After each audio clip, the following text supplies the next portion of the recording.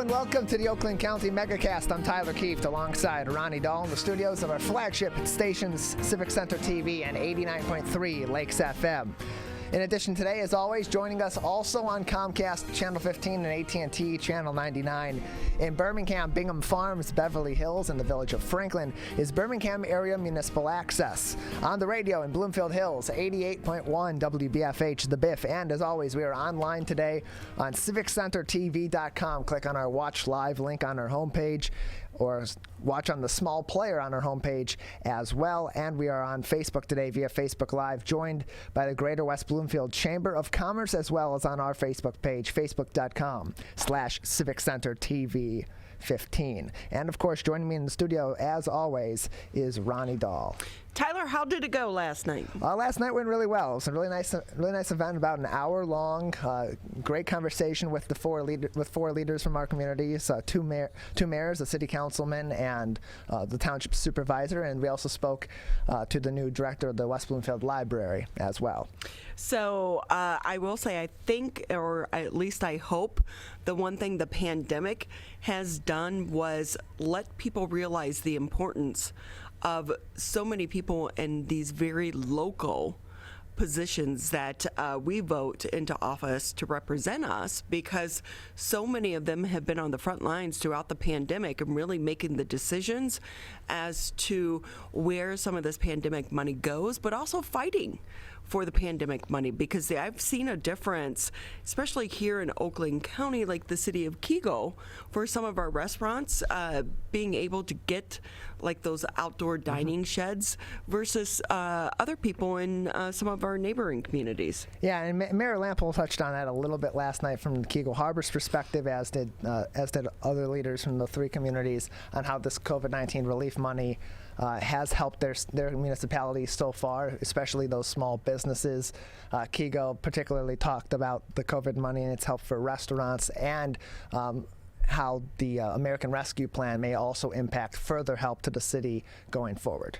So obviously when you vote, sometimes people will go in, no judgment, but when they vote, they'll just mark whatever box, or hey, I saw that sign, or someone told me about this person. But it really is important to do your due diligence, to do a little bit of research before you go in to vote on some of these candidates, because the people that you put into office and their background and their experience and their decision making is having a very direct impact on how we're responding to the COVID-19 crisis. It is, and leadership is so important, especially in the times of crisis. I mean, even more than voting for somebody to be your leader in normal times, you should also be thinking when you're going to the polls about voting for somebody that can lead in a time of crisis, whether it be very local and very minor, or something temporary, or something as long-term like a pandemic. And we've seen some great leadership in our local area over these last 14 months or so. You know what we didn't see, though? What haven't we seen? A great outcome from last night's basketball game. Yeah, very unfortunate end for the University of Michigan's time in the tournament. UCLA has been playing really good basketball. It makes people like me, Spartans, really disappointed, because if we could have boxed out or not blown a 6-point lead, there's a very good chance that we could have had a similar road to at least the Elite Eight, and maybe have a big matchup against the University of Michigan to get into the Final Four, or be in the same position as the UCLA Bruins, the 11 seed now, going from being one of the first four in to the Final Four. But does it make you happy that the same team that knocked you guys out of the tournament knocked out? And it helps with the trash talk with my family and friends who are Michigan fans, that's for sure. Oh, it went out in the first round. Yeah, and then you lost to the same team. So, you know, we're both sitting home in the Final Four. Doesn't make a big difference. It does make a difference. But it does. It was a... you know what, though? Everyone kind of gets a pass this year, I think, as well. I agree. Because these are college students. Right. They're 18, 19, 20 years old. Come on. Let's give them a break. And plus, the game was so late last night. You're coming from Michigan, and then you have to go and play a game at 10 o'clock at night. Yeah. Your body schedule is off. Your mindset could be off. Sure. Not to make excuses, but, No. you know. And U of M was also missing one of their better players. Now, they had been missing this player, Isaiah Livers, throughout the tournament regardless. So it hadn't made a big difference so far. It really shouldn't have made a big difference in that game either. And considering the outcome literally came down to the last shot, although that last shot happened about 4 different times, and Michigan just could not hit a shot. Them missing a player and the time difference didn't seem to have a big impact on them. It was more just late game execution, and sometimes in basketball especially, some teams can get really hot, and if the other team is hitting all their shots, you can do everything right and still lose the game. And in the case of Michigan, if both teams are doing everything right and your shots just aren't going down, you're not going to win that basketball game. So Tyler, before coming in today, I was watching the news. Interesting story. Rutgers University is going to require vaccinations for its students to return to on campus. And a different story for members of their staff, because employment laws are a little bit different than students coming back to your campus. So that was kind of one of the big stories coming out. Other universities are just trying to incentivize some of their students to come back, but in order to attend class in person next fall, you are going to have the vaccination. And it's going to be interesting to see if some of these other big universities start to follow suit. We do know that a lot of the local ones right now, you have to do COVID testing on a pretty regular basis if you're going to return to in-person classes. Yeah, it wouldn't be entirely surprising to me to see more of these universities go to this vaccine passport format of returning students to being on campus. Rutgers, of course, being the first to really go full in on this. But as we get further on into the vaccine process, especially here in the state of Michigan, where we're having so many problems with another wave of COVID-19 case spikes happening, that wouldn't be entirely surprising for us to see those smaller universities or even the bigger universities, especially like University of Michigan and Michigan State, Central Michigan, Eastern, put rules like this in place, because they have seen when they've brought students back to campus, they have had problems before. And virtual learning has been viable to some extent throughout this past year. It's not ideal, but if you want to have students back on campus safely, that's one way to do that. And it's very similar to what you would see. The argument against vaccine passports, the counter argument can be very similar to going to public schools. You have to have certain vaccines before you can go in anyway. These are not new ideas. Right, and so it's going to be interesting, but some schools do allow for waivers. Yes. And we have a lot of parents that are against vaccines, not just the COVID-19 vaccine, but any vaccine at all, because there are some thoughts out there that vaccines have contributed to autism. And so there are some parents that are against vaccines. So it's going to be interesting to see how this conversation continues going into 2021 and 2022. It just seems weird to think 2022, doesn't it? But it really is an interesting conversation to see if more employers, more businesses, and even sporting events or concert venues are going to start requiring this. Because while right now we are seeing the situation where if you travel, you need to have a negative COVID-19 test, so not so much to leave the United States, but to come back in. So we do know people are getting stuck in some of these foreign countries because they're testing positive, and then they're having to wait so many days to be able to test negative before they can come back into the United States. So it's going to be interesting to see how this plays out. I really think that's how the conversation is going to start to shift over the next year. Yeah, I would agree. And I think in the next few weeks or next month, maybe 2 months at max, I think we're going to start seeing some of these policies going into place in other sectors. Of course, you mentioned Rutgers putting their policy in place for in-person learning coming up this fall. I think we're going to see that in other sectors, such as for sporting events, maybe even for certain restaurants or other gathering places may require this as well. Some schools may require that also for in-person learning if they have hybrid methods. I think we're going to start to see how this vaccine passport, how this whole vaccine passport system may or may not play out in certain sectors of our economy and our country here. We know in other countries that policies have already began to be put in place or being negotiated. I think that's something that's going to start very soon here. So I can see this kind of blowing up on the black market, where people, let's just admit, okay, there's always a black market for things, and everyone is posting their vaccine cards. Those are not hard to duplicate, right? And I've seen a lot of articles, actually. The Better Business Bureau, from many Better Business Bureau divisions over this region of the country. I think yesterday I saw one from Cincinnati. I haven't seen one from Southeast Michigan or from Eastern Michigan or Western Michigan's BBB, but they're suggesting that you don't post your we had her on the show.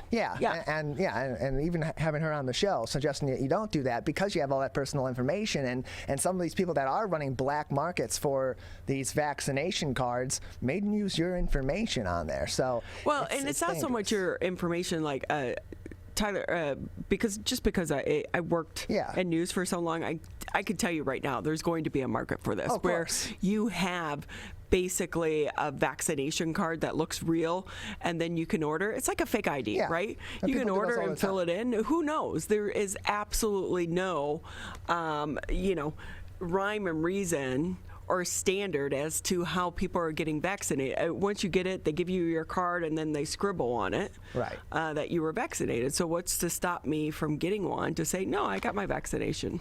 Right. There's going to have to be something more official in place in order for that to really happen. And that's a whole nother logistical mess that, frankly, I don't think our local systems especially, nor our national system is ready for at this moment in time, or at all during this pandemic. Right. Because the interesting thing right now, COVID outbreaks have jumped 20% here in the state of Michigan since the schools have reopened. So some people are worried, hey, are we going to have to close down again? So outbreaks of the coronavirus jumped 20% in 1 week in Michigan schools, and officials worried about whether classrooms can stay open if the surge continues. Several superintendents in Metro Detroit say they worry there could be more outbreaks after students return from spring break, which in Michigan schools is staggered over several weeks in March and April. Officials have been urging students and their family members, do not let your guard down, warning that in-person learning can be at risk once again. So as of March 25th, there were 241 new or ongoing COVID-19 outbreaks tied to K through 12 schools and preschools. That's according to data released by the state on Monday. Previous week, there were 201. Last week, though, a spokesperson for the Michigan Department of Health and Human Services said there are no plans for another statewide school building closure order, which really is kind of interesting to me because I know the Biden administration has been pushing for all schools to return to some type of in-person learning. The governor was pushing for it here in the state of Michigan by March 1st. But what does that mean in the light that we are seeing the surge? Because our numbers are pretty much back to where they were when she closed everything down.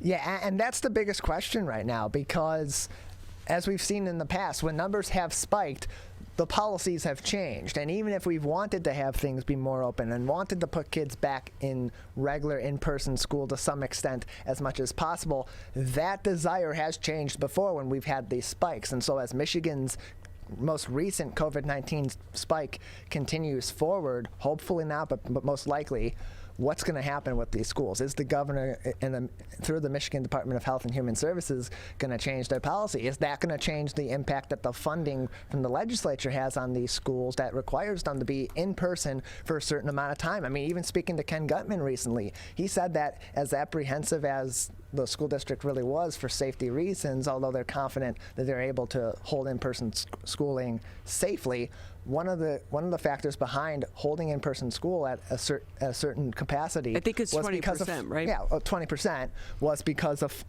so that they could get that funding, because these schools need that funding, but it's being held from them unless they're doing this in-person learning, which now, because of this recent spike, could potentially put their kids at risk. So here's what's going to be interesting, because we do know that the variant is playing in to some of these spikes. What's going to be interesting here to sit on the sidelines and watch politics at play, because if she shut down so many venues and entities and the restaurants and the schools because of the numbers, and the numbers are back where they were, but they're even actually getting worse. If she doesn't shut things down, how is that going to look? I think that would be the worst look of this entire pandemic, Right. short of maybe the nursing home situation, because it's been throughout this. Once again, the science and data, and the clearest science and data we have, and we have had throughout this entire pandemic, has been the percent positive and the number of cases, both of which have been on yet another spike, despite us being as far into the vaccination process as we are here in the state of Michigan. So this is a significant spike. The B117 variant from the UK is present in the state of Michigan. This is an ongoing potential crisis within a crisis, and the reaction from the executive branch and from the departments that correspond to the executive branch is going to be very telling. So, hey, President Joe Biden's administration is increasing Michigan's vaccine allocation next week amid the rising COVID-19 cases here in the state. So the White House has assigned just over 66,000 additional doses for Michigan's shipment next week, putting the total at just over 620,000. That's a record high, according to the governor's office. The action follows requests from Whitmer to the Biden administration for more vaccines to help mitigate climbing infection rates. Michigan's new case rates and the percentage of tests bringing positive results have been climbing for the past 5 weeks after declining in January and February. So Michigan now ranks behind only New York City for new cases per population over the last 7 days. And that's according to the U.S. Centers for Disease Control and Prevention. So as of Monday, 2.7 Michigan residents, that's 33% of the adult population, had received at least one dose of the COVID-19 vaccine. And this begs a question to me. If we're having infection rates rise, obviously we want to get more people to get shots in arms and to prevent severe cases so we don't overload our hospital systems. But how are we going to get more people out to these vaccination sites when there is a major spike like this? Because going to these vaccination sites, they're public places, that's going to that could potentially raise the rate of infection. So obviously having more vaccines in place is going to help get more shots in arms.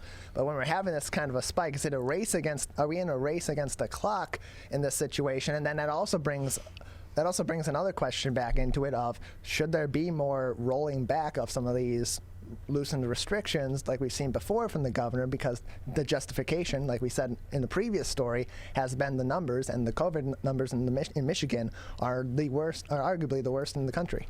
So just a segment of Michigan's population is still hesitant to eat inside at restaurants or go to hotels.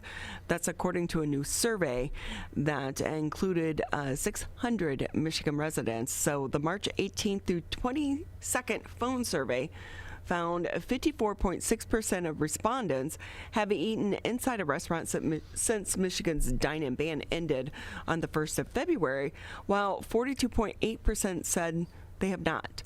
Study was done through the marketing resource group paid for the Michigan Restaurant and Lodging Association. People are starting to warm up to going out to eat again and sitting in the dining room. That's according to the survey, with most respondents saying they're about ready to go back, or they're going to feel a lot more comfortable doing so once they get vaccinated. So starting March 5th, Michigan restaurants were allowed to open at 50% capacity instead of 25%. And while some have called for expanding to 100%, most of the survey respondents think, hold the brakes just a little bit too soon. So about 37% said restaurants should open at 100% right now, while about 31% said businesses need to wait on more vaccinations, and almost 27% said raising the capacity should wait until the governor and the Michigan Department of Health and Human Services director say it is safe to do so. What I found a little bit odd about this survey, though, respondents were slightly more concerned about hotel stays than restaurant visits, even though health experts have said hotels are much less risky than restaurants.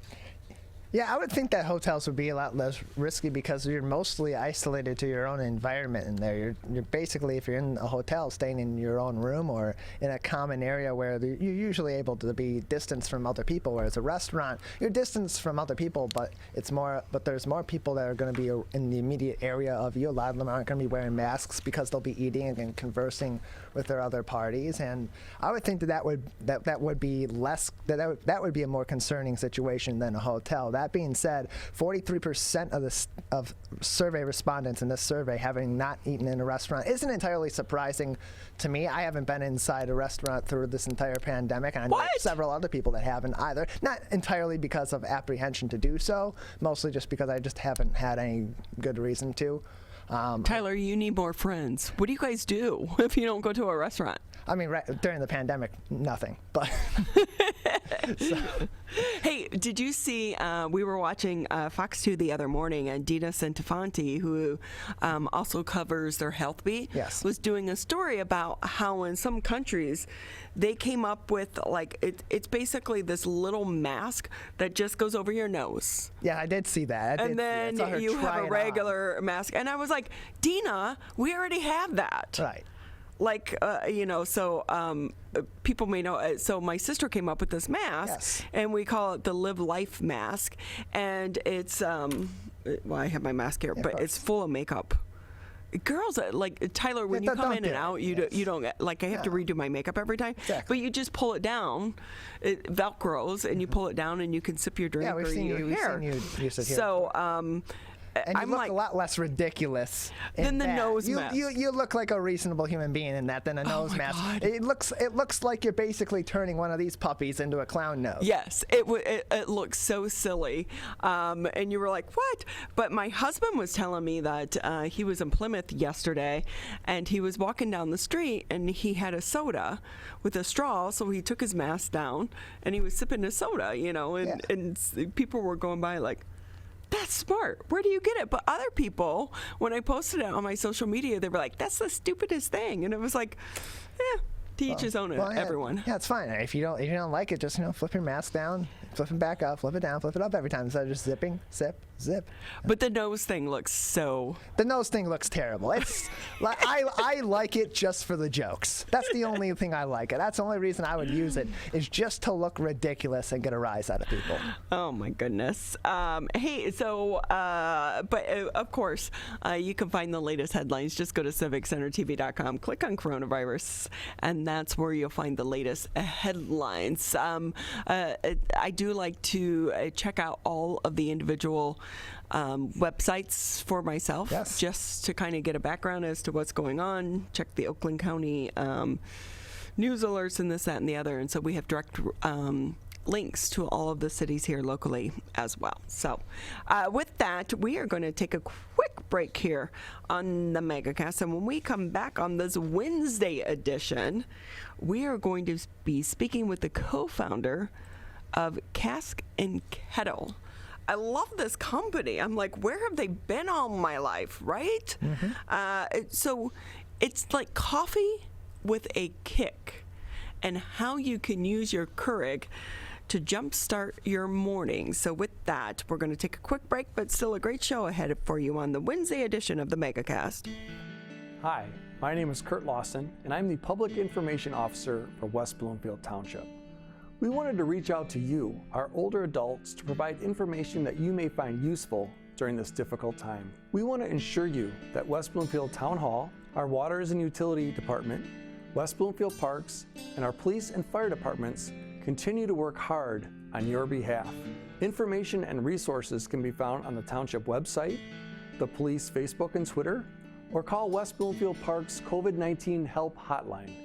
Please remember to keep your social distance of at least 6 feet, wear facial coverings when you leave your home, and wash your hands for at least 20 seconds with soap. These precautions will help keep you safe during these difficult times. Over a decade ago, the journey to a COVID vaccine began.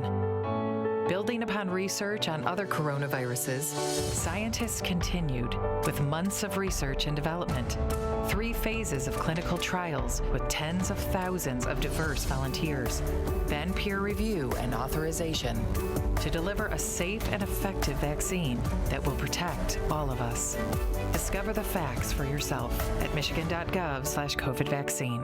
Hi, I'm Dr. Faust, the Medical Director for the Oakland County Health Division. The most important thing you can do to prevent the spread of illness is to wash your hands thoroughly and often. Follow these 6 easy steps every time you wash your hands. Step 1, turn on the sink and wet your hands with warm water. Step 2, apply soap to your hands and lather between your fingers, under your nails, and the front and back of your hands and wrists. Step 3, wash your hands by scrubbing them together for at least 20 seconds. Step 4, rinse your hands with warm, clean water. And step 5, dry your hands with a clean cloth towel, a paper towel, or hot air blow dryer. If you're using a cloth towel, make sure to change it often. For handheld faucets, turn off the water using a paper towel instead of your bare hand. Step 6, if you're using a paper towel, throw it away. Practice healthy habits like washing your hands after coughing or sneezing into them to keep you and others healthy. Go to oakgov.com/health or call Nurse on Call at 1-800-848-5533 to learn more.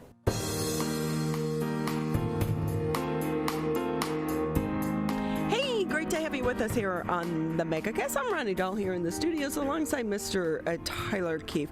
Tyler, some mornings people just need a little bit of kick in their coffee. Yes. A little bit of boost. And I will say, so do you drink coffee? I do drink coffee, yes. So my husband doesn't, so I have a Keurig, and I didn't start drinking coffee until a few years ago. I think it was like when I was doing the morning show for Fox 2. You get up at 2 in the morning. Oh, yeah. You know, you're like, you need that. But before that, I never really drank coffee. And then once you kind of go down that coffee trail, you need it in the mornings. But, you know, sometimes you just need a little extra kick, like St. Patty's Day. I'm sure a lot of people were doing this. Well, I love this because our next guest, Paul Borozan, he is the co-founder of Cask Kettle. They were sitting around a morning meeting and someone said, "It is a tough day. I think I need a little shot in my coffee." And they're like, "Hey, Why not? You're probably not alone." And that is where the thought was born to come up with Cask Kettle. With us now is Pete. Thank you so much for being with us. Thanks for having me. I appreciate it. So tell us first, where can you buy your product? I think that's the most important thing, right? Yeah, so we're sold in 16 states. Michigan is obviously one of them. It's our home state. We're based in Battle Creek. The best way to actually find us is to go to our website, which is caskandkettleusa.com, and we've got a store locator, but we're sold in, hundreds of stores in Michigan, most of them small independents. So with that, what has this process been like for you to come up with a new product? Give us the background on what is your background and how do you come up with this product? And it's one thing to be sitting around, a newsroom, or sorry, not a newsroom, but a business meeting and mention it. But then it's another thing to say, hey, there could be something there, and then get it into the stores. Yeah, so the 4 founders work for a small food consultancy in Battle, very successful food consultancy in Battle Creek, and does a wide range of things. One of them is formulation. So we were sitting around a meeting, as you mentioned, and it was a rough meeting. And my CEO, Lucinda Wright, said, "Boy, I could really use a coffee." And she said, "But only if it had alcohol in it." So we'd been playing around in the business with making drinks for others, concentrates, not alcoholic drinks, but regular drinks. And I thought we could make a pretty good drink with booze in it. So we started playing around with it, and pretty quickly we could get to a pretty good drink, just not, just formulating around, not seriously. And then we put our serious formulators on it, and they came up with some great drinks. It took a while to develop them because we're very finicky. Being food people, we're very taste driven. So it took about a year to get the first drink really right, but we think we really hit it. So. And what has been the response since you've been on the store shelves? We're doing really well. So the first year was, you spend a lot of money because we're really creating a category, which is the complete hot cocktail that you can use in a Keurig machine. So you spend a lot of money in your first 2 years getting people to know what it is and believe in that you can actually make a good drink out of your Keurig directly. But we tripled sales last year off a pretty good first year, and we think we're going to triple again this year. So we're pretty excited about the trajectory that the business is going on. And how much do you think the pandemic has contributed to that, because so many people are working from home? Yeah, there's no question that spirit sales are up, that the home consumption is up. I would say in 2020, believe it or not, it actually hurt us because we weren't distributed widely enough. And then when, at the end of 2020, when things started breaking loose and we could go out and sell again, we got distributed a lot more widely. And toward the end of 2020, sales really took off. So going into 2021, what we would say is if COVID was a bit of a headwind in 2020, it's a tailwind in 2021. And we've actually sold more product this year than we did through the end of September last year already. So you can just see how the business is really starting to get momentum. So how does this work? What is the formula behind the little pod? So it's really simple. What we do is we use concentrates. So the concept is simple, is you take concentrates that are liquid, that haven't had the flavors really baked out of them like a lot of powders do, and you put them in a Keurig K-Cup. Which is this thing here.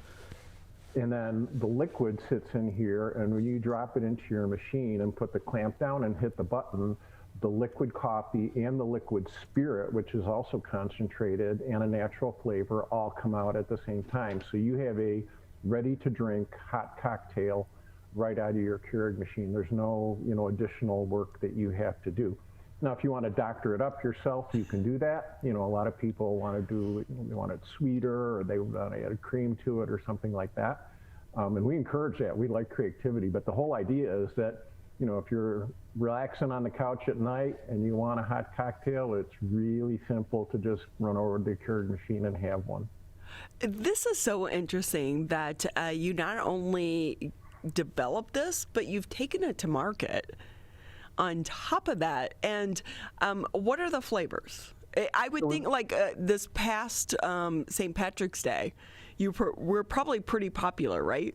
Oh yeah, so we've got 4 coffee flavors right now. So Irish coffee is our best seller. That's this guy here. And that one is a really strong, this one and the Mexican coffee, which is a tequila-based coffee. They're really strong on what I would say the spirit forward. So the first thing when you taste Irish coffee is like Irish whiskey. The first thing when you taste our Mexican coffee is tequila. So those are the 2 that I would say are very spirits forward drinks. And then we have 2 others that are a vodka background. That's our mint patty, which is awesome. And then our hot blonde, which is a vanilla coffee, which one of our taste testers referred to, which I thought was really cute. She called it a hug in a mug. This thing is like a hug in a mug. So these are more of the flavor of the mint and the vanilla, where the other 2 are more of the flavor of the spirit, but they also have some really great back notes that go with them as well. Being food people, it's really the taste. We don't think of it as like, a boozed up coffee. We think of it as a taste experience with alcohol. So it's really a flavor experience in all of our drinks. Pete Borozan with us here on the Megacast. He's the co-founder for Cask Kettle. With that, probably not a hard job to get a lot of coworkers to want to be taste testers, right? Oh, yeah. Well, we joke around when we first started doing it, we were doing a lot of taste testing at work while we were still working for the food consultancy while we were getting the business going. So we used to refer to that as our day drinking. So, we would be taste testing stuff all day during the day, and then obviously we'd have to allow a cooling off period before we went home so we could, drive and stuff like that. But yeah, there was a lot of taste testing that went on. All good. Pete, though, I think people are wondering too, we're used to getting our coffee in a K-Cup now, but even that was an adjustment back in the beginning. Mm-hmm. But how do you concentrate alcohol to get it to fit into this formula?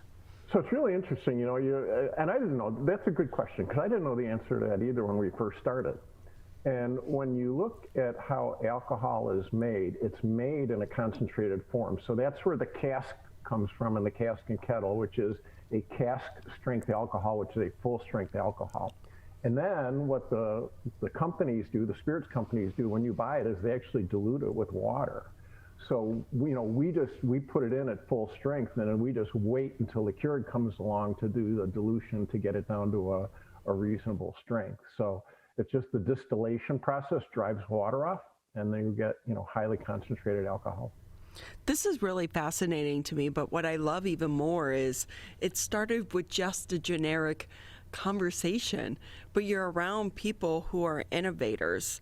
So what advice would you have to other people who come across these thoughts and these ideas, but they just kind of sit there?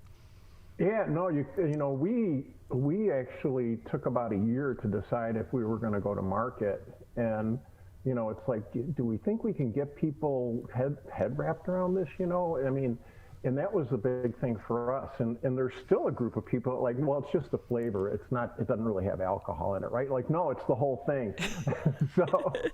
But yeah, so I would say, you got to do it. And the one piece of advice that I would give any entrepreneur is you got to be able to raise money, because this business consumes money to get the message out, to get production built and things like that. And we run at a reasonable profit margin, but you spend so much back, to get the business going, that you've got to be good at raising money. So if you've got a great idea and you believe in it and you're passionate about it and you think you can raise the money to go after it, I'd say go after it. It's a real challenge, but it's also really, really rewarding. So I know that in the beginning, a few years ago, well, quite a few years ago, I remember doing a story because some of the new seltzers were coming out, and they were putting the cans in the grocery store, or like your corner convenience store. Yeah. And so it was hard to tell the difference between what was an innocent seltzer water versus what was alcoholic, because, they can blend in. So what has that part of your messaging been like, so that you make sure that kids don't buy this? Yeah, so I mean, we treat it just like any alcoholic. First of all, our package is it's not a kid-looking package. It's a very formal alcohol-looking package, no cartoony type of stuff on it. And I will say, Pete, for me, I was not allowed to drink coffee until I was out of high school. But now some of these kids are like drinking coffee at like 12, 13, and 14 years old. I'm like, what? So the coffee world has changed, though. Yes, yeah. So what we do is we tell people to treat it like they would treat their bottle of vodka that they keep in their house. It's like you keep it in the same place, you keep it away from your kids. They don't go in their cabinet. I actually have teenagers, and we have rules around where they can go and where they can't go, and they can't go in our liquor cabinet. So. Well, we were never allowed to either. So I'll just go ahead and share the story. When I was a high school and I was a cheerleader, I remember before a game, one of the cheerleaders, her parents were out of town, so we took all of our hairspray bottles and emptied them, back when it was like, aerosol, emptied them and filled it with the booze bottles, and then filled the booze bottles with water, thinking their parents wouldn't know, which of course they found out. But in this case, this is actually secure. You can't do that. Yeah. So again, what we tell folks is treat it like you would treat the alcohol that you keep in your house. And we've been successful so far. No one has called us and said, hey, I got this problem. So, we're pretty very conscious, socially conscious about what we're doing. It's not, we don't make the drinks super strong. One of the things we talked about early in the development of the company is that it's not a get drunk drink. It's a enjoy yourself drink. And they're actually decaffeinated. All of our drinks are decaffeinated, because when we talked to consumers, what we found out was that the primary usage occasion was after dinner. So some people use them as basically like a dessert drink.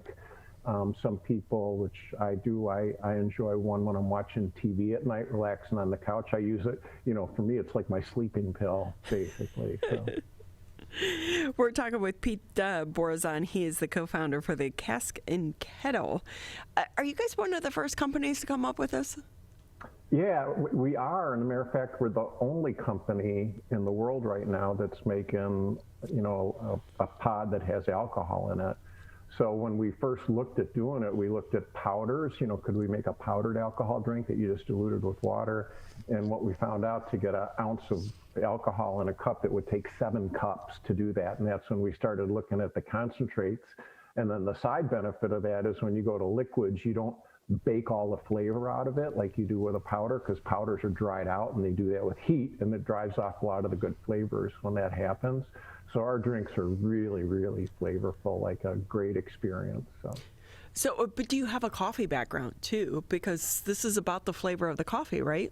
And I know the one is a cider, but... Yeah, we've got 4 coffees and 1 cider. A little bit. I've got a food background. I worked for Kraft and Nestle for about 30 years before I retired. I didn't spend any time in coffee, but at the consulting firm, JPG Resources in Battle Creek, where we all worked, we've got some great people with awesome palates who can really pick out flavors and pick out winning flavors. So, for example, our Irish coffee, all natural, no artificial colors, no artificial anything, has 13 ingredients in it. And that's, the fineness of the palate of the people that are designing the drinks. And it's so many people have come to us and said, like, your Irish coffee is the best Irish coffee I've ever had. And same for Mexican coffee. The mint and the blonde are kind of new, so they don't have a benchmark, but a lot of people have benchmarks around Irish coffee and Mexican coffee. So many people come to us and say, best one I've ever had. Pete, just another minute or two here with you on the Megacast. Do you think this is going to be a new emerging arena for this hard coffee or coffee with a kick? Yeah, so spiked coffee or hard coffee is definitely an emerging trend. There's zero question that that's a trend that's on the uptick. And we have seen this with iced coffee. Like, I think PBR is doing one and some of the other ones, but this is totally different. It is, yeah. So the coffee trend, the spiked coffee trend is definitely on the rise. The ready-to-drink trend is the strongest trend in the whole spirits industry. That's the fastest growing trend in the whole spirits industry. So we have both of those. The other thing that we found is that because we're a liquid, we offer a peel top. So if you don't have a Keurig, you can just dump the liquid in a mug and add hot water, and you get the same thing. 8 ounces of hot water, you get the same thing. So one of the places that we're very popular is Colorado, and people take them hiking, and they've got this little portable heater thing they use to make coffee, hot water, and they just dump this in there, and they have a hot cocktail, at the end of the day on the trail. That is fascinating. Yeah. It really is fascinating. The other way it's really good is iced. So we don't talk about that a lot because we're trying to drive the behavior around the Keurig or the hot cocktail. But the reality is when you put this in with 6 ounces of water and 3 ice cubes, man, it is like really, really good. Well, we're going to be looking for some. You know what, Pete? It's been so great having you. Any last-minute things you want to add to the conversation before we say goodbye? No, we just, we would encourage all Michiganders to try us. We're a Michigan-based company. We do a lot of our production is in Michigan and Temperance. We do a lot of our sourcing of products in Michigan, and we're continuing to drive sales here. But give us a try because we're so unique. You've never tasted anything like this before. You'll love us. So, Pete, let me ask, were you a coffee drinker before? I was. We were all big coffee drinkers, which is kind of how the whole conversation started with us. Like, do you want a coffee? So it all started with the coffee, and we're all big Keurig users, so it was just sort of a natural for us. Well, it's been great having you, and thank you for your time. And on top of that, thank you for your innovation, but keeping it here in the state of Michigan because we need companies such as yours to support our communities as well. Thank you very much. We'll make sure, I've got some of your email addresses. We'll make sure we get some samples out to you so you can enjoy them on the show or after the show. Tyler's like, don't do that. Don't do that. Maybe he's after stressing the right now. show. Maybe after we're done for the day. Yeah, sure. That's noon, Tyler. Well, for you, yeah. Yeah. For you, noon. Go ahead. Whatever you want to do after the program. Let's not do it during the show. Pete, but thank you again for your time, but also your innovation and your support of such a great thing. Pete Borozan with us here. He's the co-founder of Cask Kettle. Go ahead and Google them, and they not only have some of these pods, because I'm a Keurig person, because my husband doesn't drink coffee, but also they have some other recipes that you can add in and make up some of these other great drinks as well. So we appreciate the time, but we also appreciate even more so their support to the Michigan community. We're going to take a quick break here on the Megacast, and when we come back, we are going to be talking about journalism and what is the state of journalism and how do you teach journalism in the middle of the pandemic. This is the Megacast. Quitting smoking can improve your health, but it also protects your loved ones from secondhand smoke. Did you know there's no risk-free level of exposure to secondhand smoke? Smoke from cigarettes, e-cigs, and hookah can travel through ventilation systems and harm those around you. So clear the air and stop secondhand smoke. Call the Michigan Tobacco Quit Line at 1-800-784-8669. A message from the Michigan Department of Health and Human Services. Michigan, the coronavirus pandemic has put us all to the test. And now it's time to put COVID-19 to the test. As we move forward, testing will be critical. We encourage anyone who has reason to get tested to do so, those with symptoms and those without. If you are leaving home and going back to work, get tested. If you think you may have COVID-19 or you've been exposed recently through family, friends, or coworkers, get tested. Our test locator tool can help you find the right testing site that fits your needs. Even if you're looking for easy access with no cost, no prescription, and no appointment necessary, we've got you covered. Help Michigan move forward, not backward. To find a testing site or learn more, visit michigan.gov/coronavirus test. A message from the Michigan Department of Health and Human Services.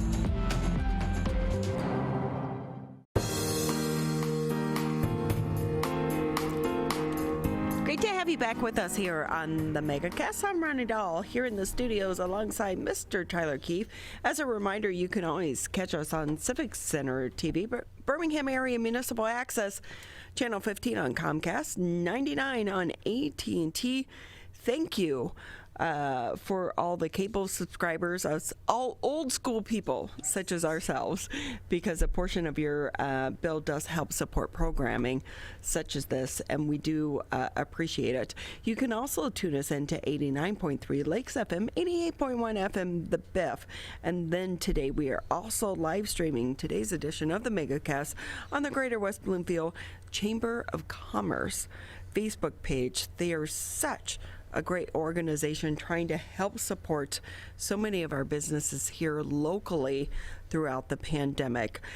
So if we can kind of shift the conversation just a little bit, journalism is not what it used to be, sadly. So I had a really good friend of mine who is leaving the business, and she's going into communications, and it's one of the things we're seeing happening more and more, because it's a different world today, and journalism is really taking a hit. Talk a little bit more about this and so many other things. We want to bring in Garry Gilbert. He is a journalism program director and advisor to the Oakland Post over at Oakland University. Always great to have you with us. Good morning, Ronnie. Good morning, Tyler. Thank you for the invitation. I appreciate it. Before we kind of get, before we dive deeper into the topic of journalism, can we just take a moment to talk a little bit about Jane Briggs-Bunting? What a loss to the journalism community with her death. Jane was an iconic figure, particularly in Michigan journalism, but she was known nationwide. You know, if you knew Jane, she was sassy, she was funny, she was smart, she could be prickly, she could get indignant, just a huge personality, and her students, through the 25 years that she taught at Oakland University, then another 9 years that she taught at Michigan State University, her students, she felt a strong sense of loyalty to those students, and the students would stay in touch with her for the rest of their careers. They would invite her to their weddings. They would send her pictures of their children. That was the kind of influence that she was on their lives. And yes, Jane died last week due to a rare form of cancer that she had been battling courageously for 7 years. And it's a tremendous loss to journalism, not just in Michigan, but around the United States. So I so wish that I would have been a recipient of sitting in one of her classes. Media law was one of my favorite classes. In fact, I applied to law school, was going to law school, and then life kind of sidelined me into journalism at that point in time. But she also went on to be a law professor. Mm-hmm.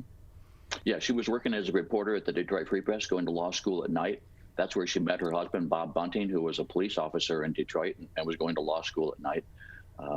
After Jane finished earned her Juris Doctor, her law degree, she came to Oakland University in 1978 to begin teaching. Her law, what was then called Law of the Press class, was notorious for being a rigorous class. In fact, that's where I met Jane. I took that class. I was a graduate student at Oakland, but I thought, well, there's a class. I was actually studying American history, but I thought there's a class I ought to take. I had not taken it as an undergraduate.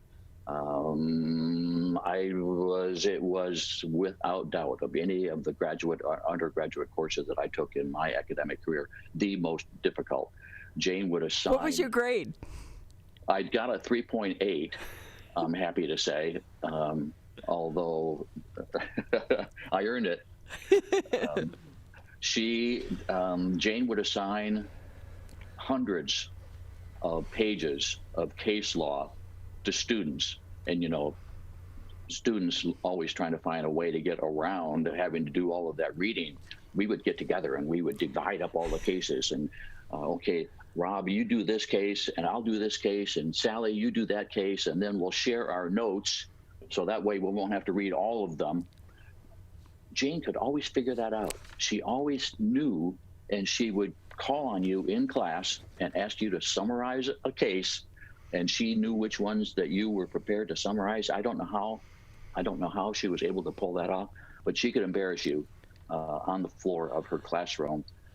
She could humiliate you if you weren't prepared to dive deep into one of her assigned cases.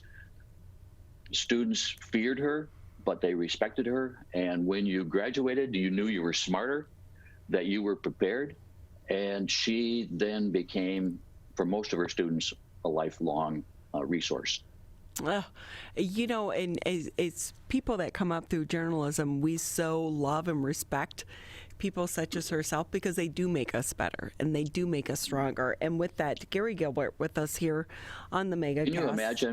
Can you imagine, Ronnie, at least on 3 occasions, she filed lawsuits against her employer, against the universities that employed her, on behalf of the student newspapers there. Whenever she felt that members of the administration were withholding secrets, were withholding information that she thought the public needed, she was willing to go to bat for it. One of the most famous instances was in 1995, when the university was in searching for a new president, was conducting secret meetings down at Detroit Metro Airport. She sent reporters from the campus newspaper, the Oakland Post, down there to knock on the door.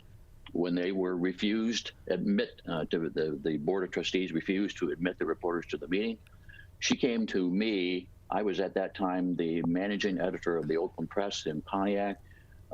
I arranged a meeting with Dale Duncan, who was our publisher. Jane said, what the university is doing is a violation of the Open Meetings Act. I've filed the lawsuits against the university before, but I'm hopeful that because this is such an important case that you would be willing to go in with us and file a suit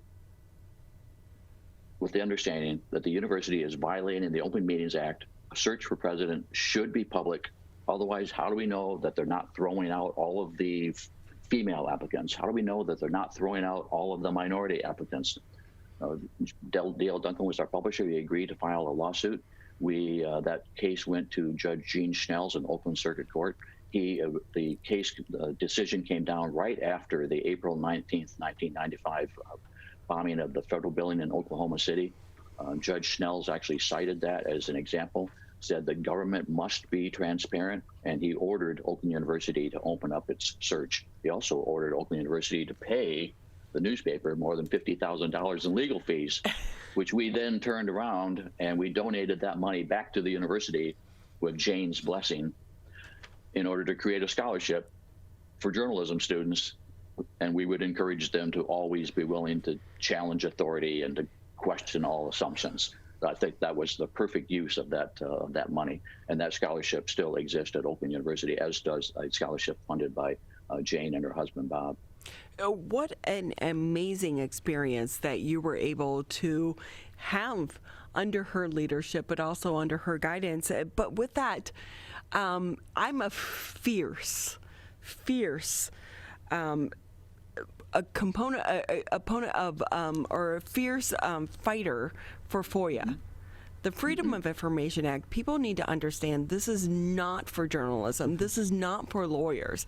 This is for you, and this is for the citizens. And she was also someone who fought for open government. Yes. What would she think about where we are today? And, and where are we today? Like, why are we in the state of Michigan just now still fighting some of these issues about transparency with our state legislators and our governor? At the end of the day, you work for us. Exactly. Holly, my wife Holly, is also an instructor at Oakland University in the journalism program, and Holly and I were able to stay connected to Jane up until about December of 2020. So we know how Jane felt about these issues. Right after Jane retired as the chair of the School of Journalism at Michigan State University, she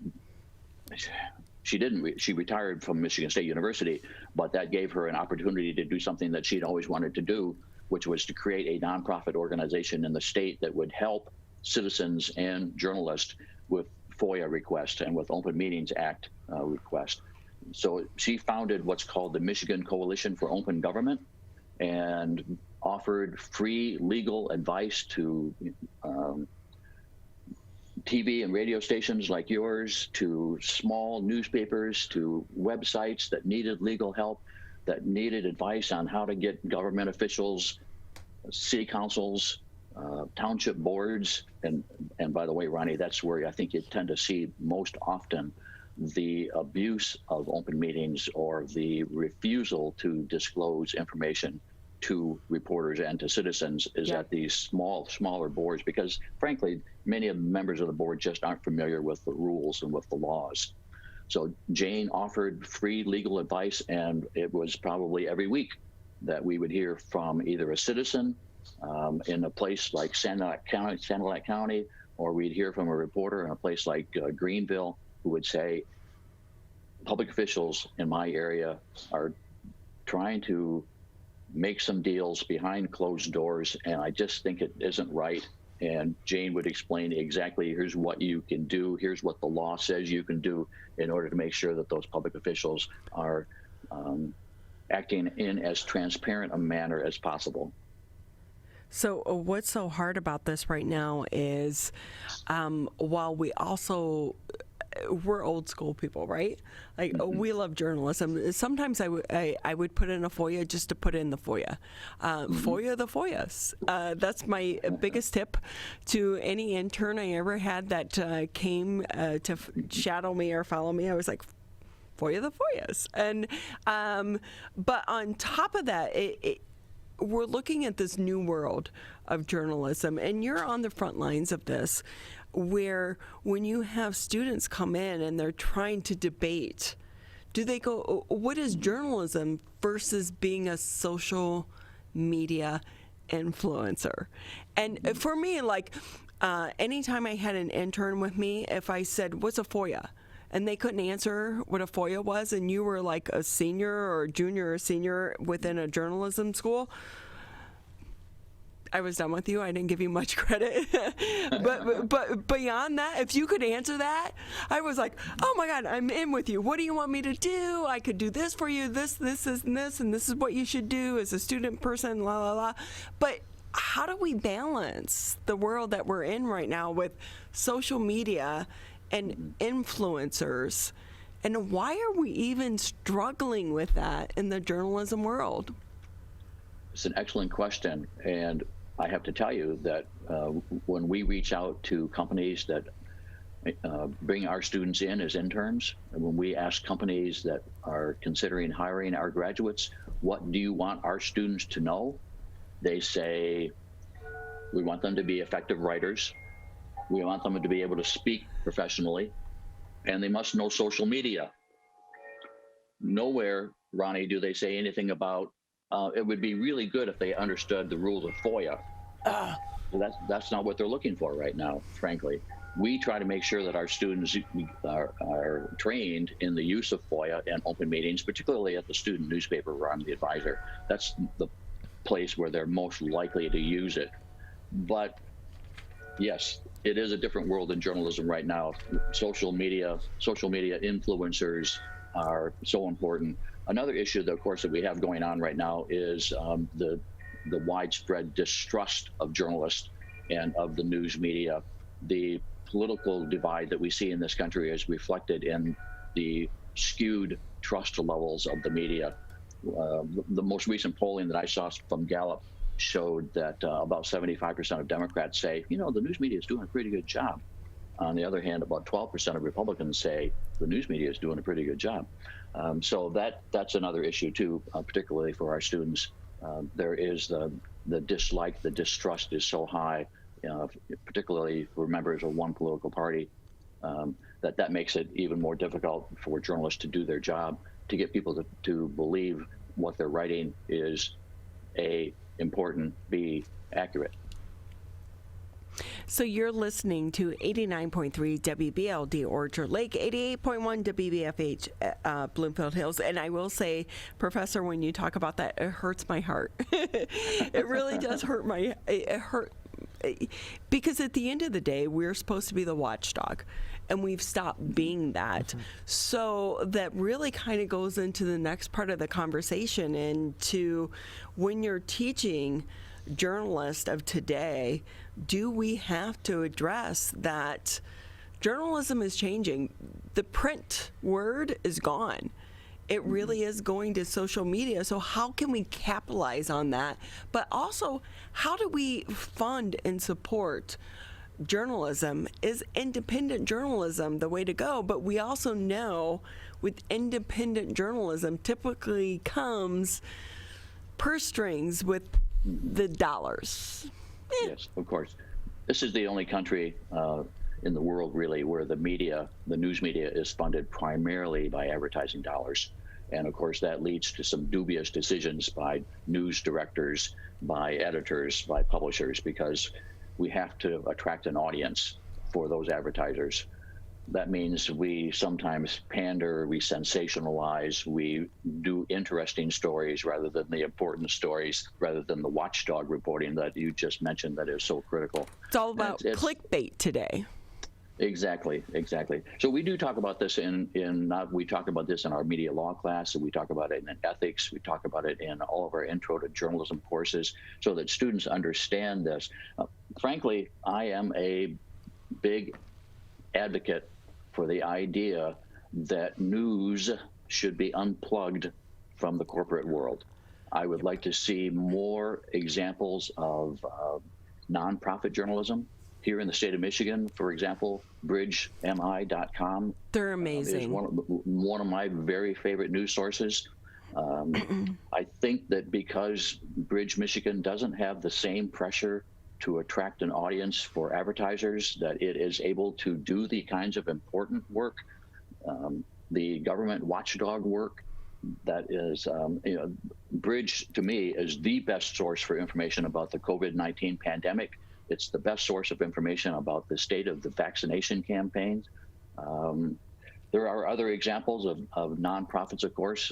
Also, for instance, NPR and PBS, those are also examples ProPublica is another example of the kind of nonprofit or foundation-supported news organizations that I think are doing a very good job. How are we going to fund? We talk about this in my classes too, because obviously we've got 60, 70 students graduating every year who are going out there and might be looking for a job in journalism. Many of them, like you mentioned, Ronnie, that your friend is leaving journalism and going into strategic communication. And I do encourage our journalism majors to think about careers in public relations, because there's 6 times as many jobs there. Well, we have students every year who graduate who want to tell stories, who think it's important, and are looking for jobs for websites, for TV and radio stations, for more traditional community newspapers. And I worry about how they're going to be able to make a decent living. Yep. We're seeing some evidence that people are, after about a 20-year experiment of giving information away for free online, that many news organizations, for-profit news organizations, are moving towards some type of pay model, maybe a metered paywall. And we're also seeing evidence that people appear to be willing to pay, a significant portion of the audience is willing to pay for fair, accurate, proprietary news coverage. So that's an encouraging sign. I sometimes joke with my students. I ask them, they'll bring in a cup of Starbucks coffee, and I'll ask, how much did you pay for that cup of bitter coffee? $3.50. I said, well, would you be willing to pay $3.50 each week for access to a quality online news report? And they kind of look at me strangely and say, well, I suppose. Garry Gilbert with us here on the Megacast. He's a journalism program director and advisor to the Oakland Press over at Oakland University. And with that, Garry, if I can ask just another minute or so with you, if I'm sitting at home, obviously for people such as you and I, journalism matters. But if I'm sitting at home, why should I care? That's a great point. And it's a good question. You're probably aware that ratings are actually down for cable television news right now. Isn't that an interesting phenomenon? I guess it's because, in many ways, Donald Trump was good for the news media. He drove ratings. He's helped sell newspapers. Now with Joe Biden as president, it seems like people are sort of, tuning out. Maybe President Biden is just not as an interesting a person. Yet we know, Ronnie, that quality watchdog news is as important today as ever. And look at the major stories that we have going on in this country right now, including COVID, the vaccination rollout, the hope that people have that we'll be able to return this fall to some sense of a new normalcy. We have the stories like the unfortunate gun, the number of gun deaths that have happened in the last 2 weeks, and these are all major stories that people should care about. I think in some instances, some people are just sort of moving away from the news and trying to take a little bit of a break right now, particularly from cable news, because they're just not quite as focused on it as they were when Donald Trump was president, because he was such a lightning rod. People loved to love him or loved to despise him, and he drove ratings. Well, and sadly, I think that cable news has really been the downfall of journalism, but that's a conversation for another day. But with that, we so appreciate your insight because we need to keep journalism alive, and now more so than ever. Journalism is so important within our communities that we have to figure out a way to fund not press release journalism. Someone who came from a PIO position, I will say you guys make it easy. But on the backside of that, there were so many times I was like, gosh, can I get a reporter that will just dig into this? And so we need good journalism today more so than ever. So Garry Gilbert with us here. He's a journalism program director and advisor for the Oakland Post and the Oakland University. Thank you for your commitment to the industry, but also helping shape the next world of journalism. They're going to need this solid background that you're providing them. So thank you for your time.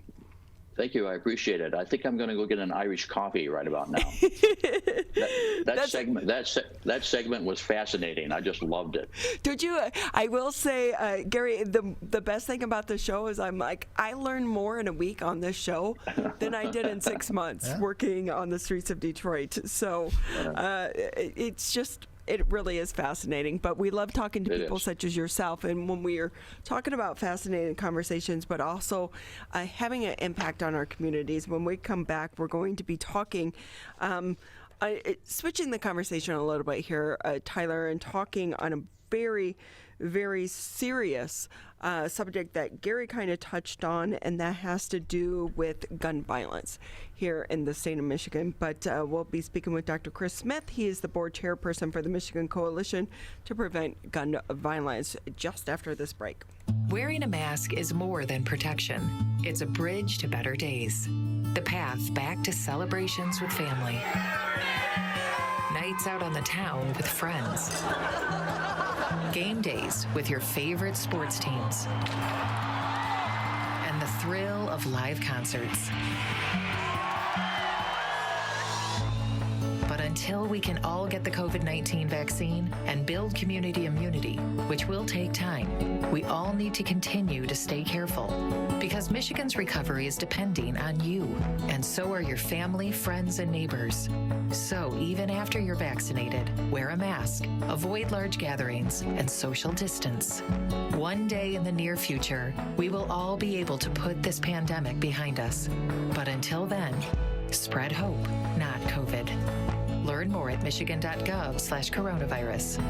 A message from the Michigan Department of Health and Human Services. COVID-19 has caused many families to fall behind on finances and on groceries. But you're not alone. You shouldn't have to worry about putting food on the table.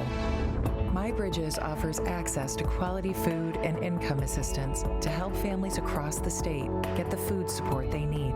It's easy to apply and easy to start shopping. Apply for services at michigan.gov/MIBridges. A message from the Michigan Department of Health and Human Services. Thank you for being with us here on the Megacast. Tyler and I are here in the studios live Monday through Friday, 10 a.m. until noon. And then you can catch reruns of the show. Is rerun really what people say any longer? We still refer to them as reruns throughout the afternoon. We're rerunning the same show, so it works. Okay, so you can catch a rebroadcast. Sure, even better. Of the show, always on Channel 15 on Comcast, 99 on AT&T. But if you don't have time for that, you can check us out on CivicCenterTV.com. Just click on Megacast. There you can kind of scroll through some of the long-form interviews that we have each and every day, or if you go to the on-demand section, you can catch each interview with the individual guest. So whichever suits your schedule, we are here for you. With us here, though, as we continue the second hour of the Megacast, we're going to talk about a very serious subject, gun violence. As someone who used to be the public information officer for the Bureau of Alcohol, Tobacco, Firearms, and Explosives, ATF, I did not realize the ins and outs and the political lightning rod that guns had in America. Until I really went to work for ATF. And there are so many facets and so many different avenues to the story. But at the end of the day, gun violence needs to be addressed once and for all within our communities. I know so many Detroit police officers that they are just broken each and every day because gun violence within our cities and among our kids as well, it's just been devastating to our communities. And to talk a little bit more, let's bring in Dr. Chris Smith. He is a board chairperson with the Michigan Coalition to Prevent Gun Violence. Dr. Smith, thank you so much for being with us. Thank you for inviting me. We've had some heartbreaking headlines here recently within the Metro Detroit area, in that kids are getting their hands on more and more guns because we know more kids are at home right now due to the pandemic and not being in their schools. One thing we should start off in letting people know: get a gun lock. Yeah, I mean, safe storage is an important issue. Too often, I think some of the discussions and debates sort of drift into a yes-no realm of, you're trying to take away my guns, versus some other vision of some simple solution. And in fact, there's a lot of complexity. There's different facets of this. But as you note, safe storage is an important one, and it's one that I think ought to get broad agreement across the spectrum. How do we keep guns away from kids? And we are seeing Kim Worthy, the prosecutor in Wayne County. She has been an advocate. She is holding parents responsible when these shootings happen within their homes. But when we come to the overall argument of gun rights and gun laws, this is a very gray area. And I will say I didn't understand the complexities until I went to work for ATF. Well, I've taught the Second Amendment for 35 years. It's less gray than people make it out to be. 2008, the Supreme Court for the first time said there's an individual right to own firearms. They had never said that the Second Amendment means that before. And they said it in the context of a case where the ruling was law-abiding adults have a constitutional right to keep a handgun in the home for self-protection. The definition of the right, as it stands today, is actually very limited.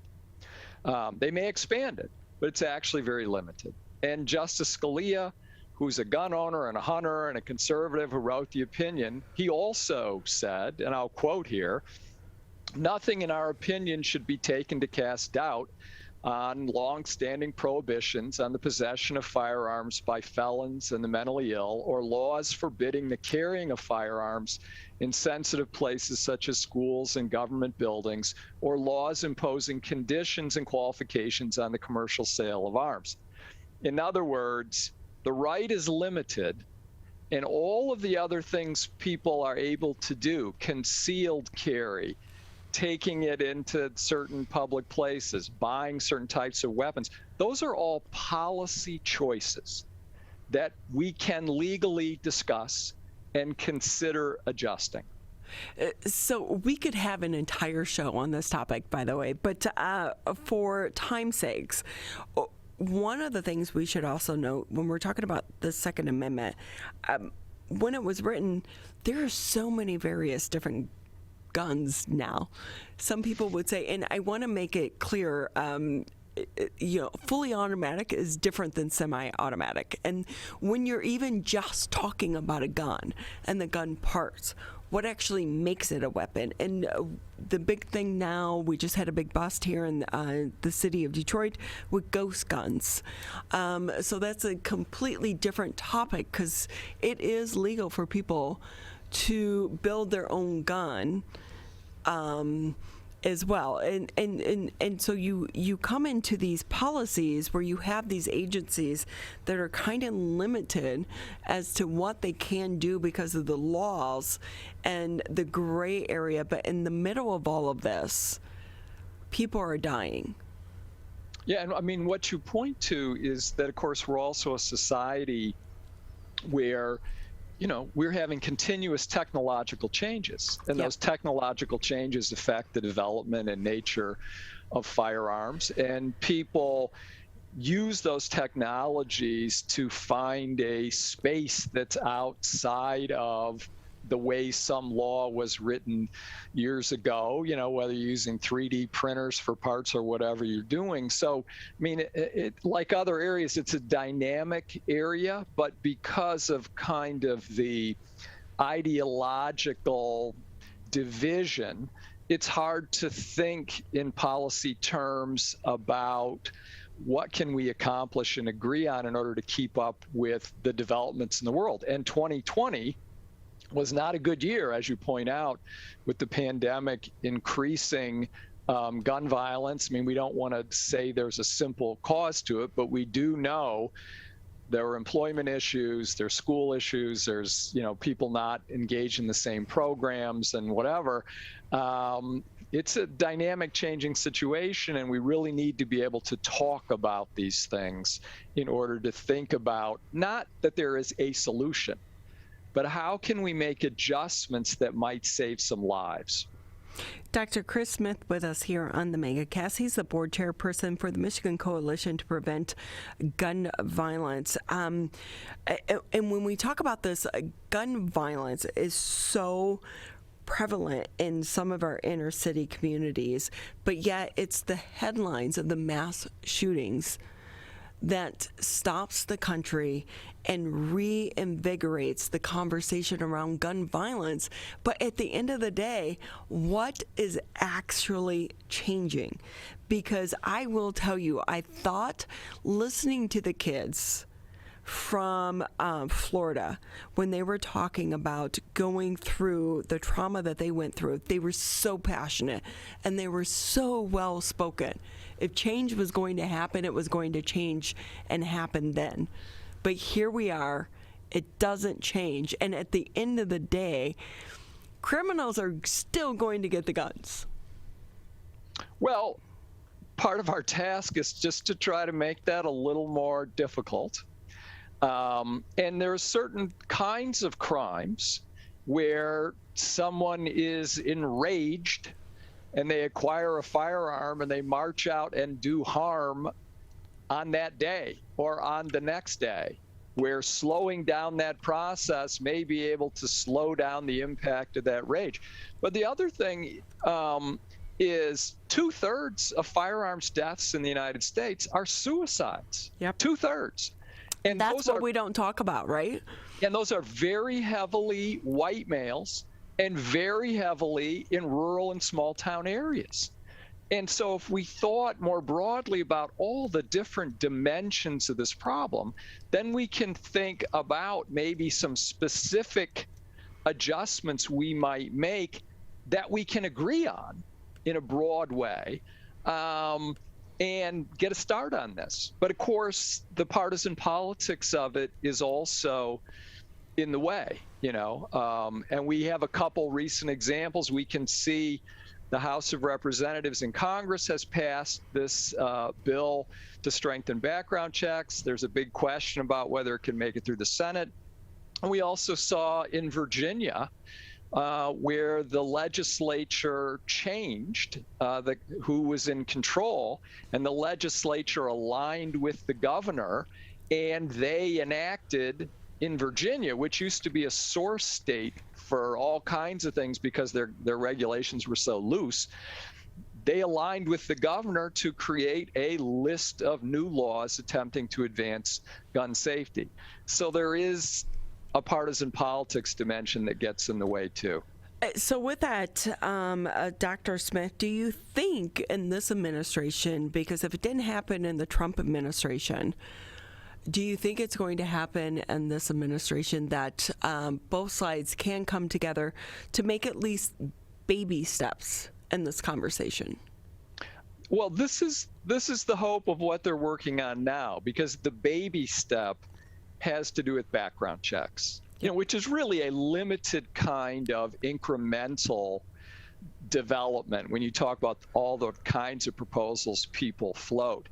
I just read an article recently that traced national public opinion polls from 2019 to today, including polls by Fox News, including polls by the Wall Street Journal, as well as Washington Post, what have you. In every poll, they have the American public supporting stronger background checks 83% to 90% in every poll. So if there's any issue where perhaps we can start with this baby step of consensus, it ought to be background check. And we are seeing or hearing that there is some bipartisan conversation going on in the Senate to try to find a way to strengthen background checks, maybe not as much as what the House passed in their bill, but this is really the particular policy issue that tests us to see if we can get a conversation and take a step by working together. So when we talk about the background checks, it's commonly referred to as a NICS check, which is the National Instant Criminal Background Check. So if you go in to legally purchase a gun, you go into a gun store or another Walmart or Dick's or whatever, and you're buying some type of firearm, they do a NICS check. Now, typically, if I'm going in to get a background check, I know I'm going to pass, right? There are so many loopholes, though. Some people are going to argue this is not about the check, the NICS check and the background checks. It's about the loopholes, because I can sell to you as a private person to you. Now, people can be convicted of straw purchasing, which is so rare, but it's not unusual for an individual who knows that I'm a convicted felon, so I can't purchase a gun legally. So I'm going to send you in, you're a drug addict on the corner of 8 Mile and, whatever. I'm going to go in, I'm going to give you $100, I'm going to take you to the store, and you're going to buy that gun. So we know that there are these loopholes. Shouldn't the focus be more on trying to close some of the loopholes? Because criminals are going to get guns. We're not so concerned about people who can pass a background check to get the gun, because they're the ones that typically are the more responsible gun owners. So what's being done to try to address the illegal pipeline into the illegal gun trade? So let me just add some nuance to your comments, because I know you have a lot of knowledge and actual experience on this. The House bill not only seeks to close the so-called gun show loophole, it also seeks to impose background checks on private sales and to force the involvement of licensed dealers in those private sales.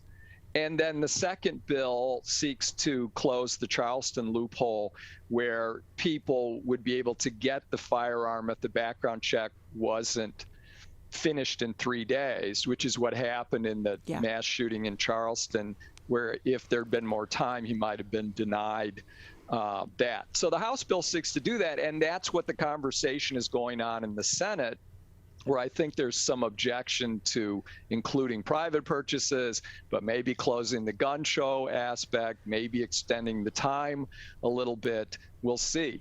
But, one study of gun purchasers found that 22% of gun purchasers did not go through background checks because private sales are so prevalent. And just as a matter of sort of empirical, I'm going to add some nuance to what you say. We don't know how many straw purchases occur. We just know it's hard to find and prove. And that's why you have, as you say, relatively rare that they actually catch somebody and find out that it happened. This is not a cure for anything, but another bit of data that I read, in the past 25 years, 3 million people have been caught in the background check system trying to purchase who should not purchase, because every purchaser is not sophisticated about their prohibition.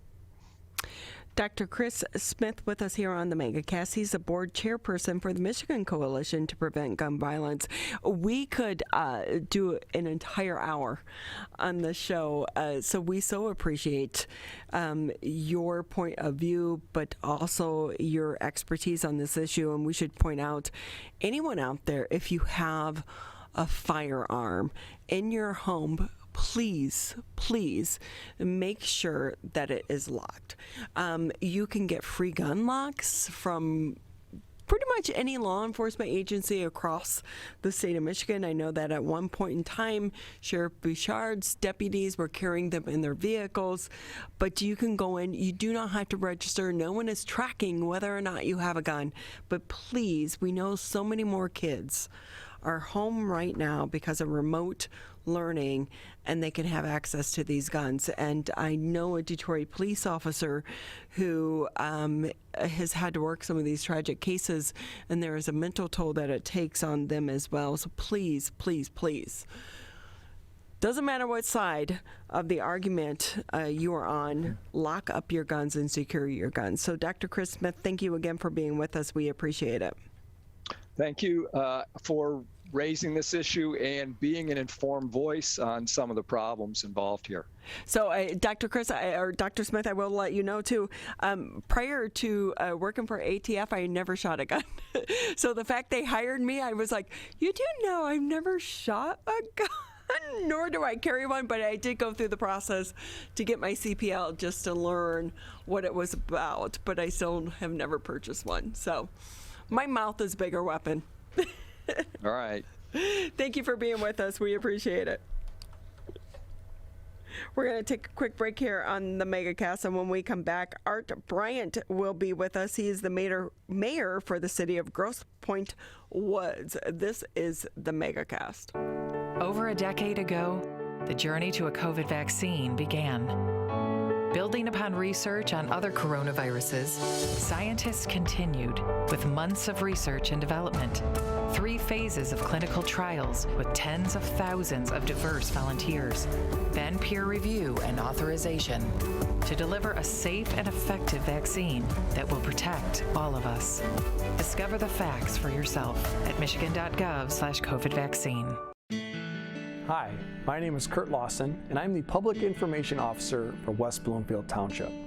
We wanted to reach out to you, our older adults, to provide information that you may find useful during this difficult time. We want to ensure you that West Bloomfield Town Hall, our Waters and Utility Department, West Bloomfield Parks, and our police and fire departments continue to work hard on your behalf. Information and resources can be found on the Township website, the police Facebook and Twitter, or call West Bloomfield Park's COVID-19 Help Hotline. Please remember to keep your social distance of at least 6 feet, wear facial coverings when you leave your home, and wash your hands for at least 20 seconds with soap. These precautions will help keep you safe during these difficult times. The only way to beat COVID-19 is to face it. You can't get too comfortable. You can't forget the danger. Wear the mask. Wear the mask. Wear the mask. Wash your hands. Keep a safe distance. Especially in the next few months. You know we'll get back to normal. We'll get back to normal. We'll get back to normal. Someday. But not yet. Not yet. Not yet. But not yet. But not yet. Consider virtual gatherings for the holidays. Curbside food orders. Grocery delivery. And shopping local. Shop local. And especially shopping local. Let's beat this virus. We can if we face it together. Together. Together. Together. Together. Together. Together. Together. Together. Together. Together. For the latest information, visit oakgov.com/COVID.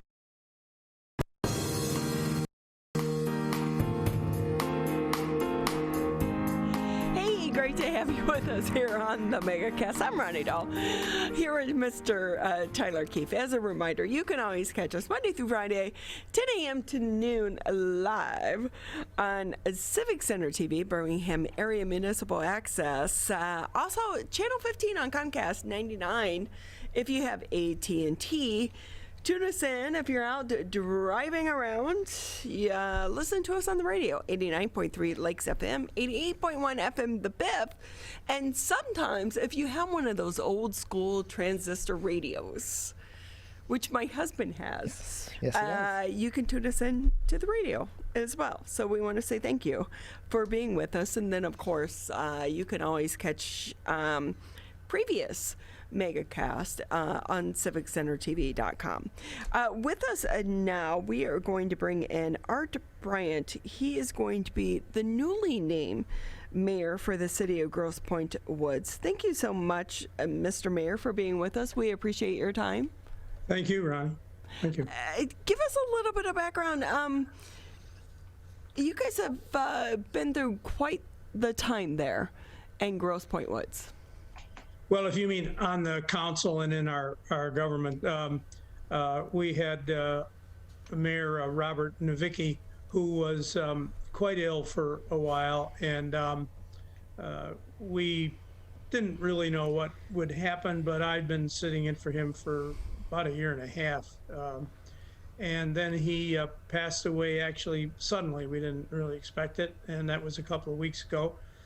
But the thing is that prior to that, we'd had another councilman who had passed away from cancer, and we were starting to make preparations to replace him, and then Bob passed away. So we have moved ahead and asked the public to put in resumes to if they had an interest in being appointed to the council. The council made me the mayor, voted for me to be the mayor for the rest of Bob's term. And we then very quickly moved to the list of people and picked out two very good people to replace the two spots that we had open.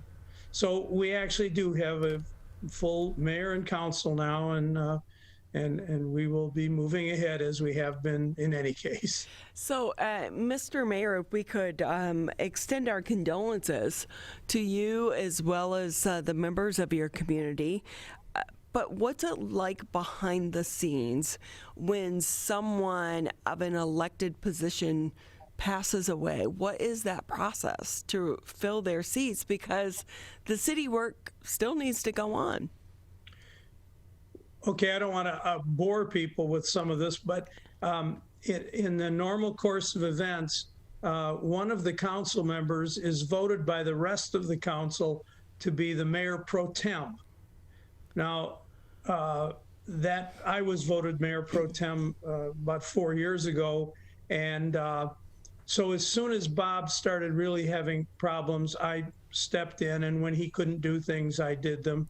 And then because of the COVID crisis, which was not involved in his passing, but with the COVID crisis, we started meeting by Zoom, and he was able to kind of maintain for most of the time his position. He was really just unavailable to work with personally. But then he eventually got to the point where I took over and was running the meetings as well as doing other things that he had to do of a more physical nature. Art Bryant with us here on the Megacast. He is the newly appointed mayor for the city of Grosse Pointe Woods. What's it been like for you and your council members and other leaders to try to manage your city throughout this pandemic while you also have members that are sick? Well, it's been a little trying, and I will say that Bob Nowicki was the mayor for 30 years here. Wow. And prior to that, he was, 13 years on the council. So are you a little nervous about having to step into his footsteps? Well, not really. I've been doing it long enough and watching him for a long time. So I was pretty ready to move in and do it. With that, what would you say to the next generation? How do you motivate the younger generation to help them get involved and motivate the passion within them to say, hey, you need to be a part of this progress, of this system? I'm glad you asked that question because, in talking now, I hope to talk to more than just people in Grosse Pointe. But, this country can't run without people stepping up and doing, I'm going to say, the little jobs in government. And what I mean is, we hear so much about the the state jobs and the state legislatures, and then our federal legislature and president and the bureaucracy that's in Washington. But there's a whole nother level that kind of isn't always maybe given its due, but it does a lot of work, and people get little or nothing for doing it other than the pride that they have helped out. And I want to encourage everybody to think about whether you've got the time and want to make this something you would do, and if you have a desire for it, that you step up. All you got to do to find out what you can do is to go down to your city hall and say, can I get on a committee? What kind of committees do you have? Just start volunteering for a committee.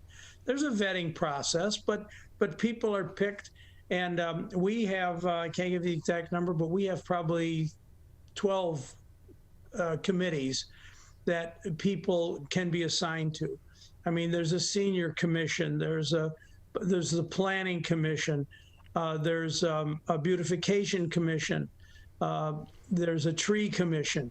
And there are people, and they meet regularly. They do certain amounts of work to accomplish what needs to be done for those items.